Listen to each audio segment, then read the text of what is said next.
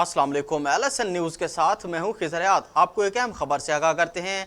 थाना सदर पुलिस की कार्रवाई। अमानतन लिए गए माल मवेशी जब्त करने वाले 3 मुल्ज़मान को गिरफ्तार कर लिया गया। 3 मुल्ज़मान बशीर, नज़ीर और बिलाल गिरफ्तार। 11 लाख की रिकवरी, 8 लाख रुपए मालियत की 19 भेड़ें भी रिकवरी में शामिल। रफ़ीक उम्रे पे जाने से पहले अपने माल मवेशी बशीर नज़ीर को अमानतन सपुर्द करके गया था। मुल्ज़मान की नीयत ख़राब हो गई और कीमती माल मवेशी वापसी देने से इनकारी हो गए। मैं मुकम्मल ताउन करने पर सदर पुलिस का शुक्रगुजार हूँ। सदर पुलिस ने मेरी लाखों रुपए मालियत की रिकवरी करा के दी।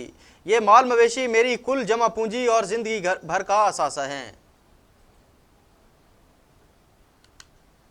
जी बिस्मिल्लाहिर्रहमानिर्रहीम।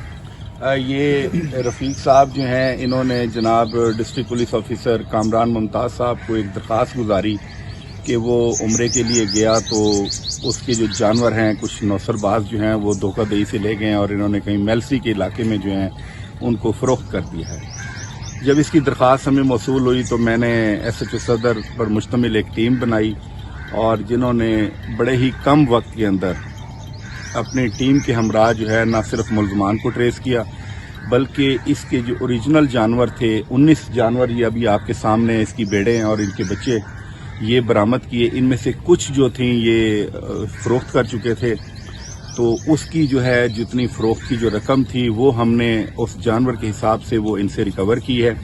तो ये जो गरीब आदमी था, जो इसका कुल असासा यही था, ये इसके आज हमने हैंड ओवर किया है और जो पुलिस ने और SHO सदर ने अपनी जो जिम्मेदारी है वो इंतहाई एहसन तरीके से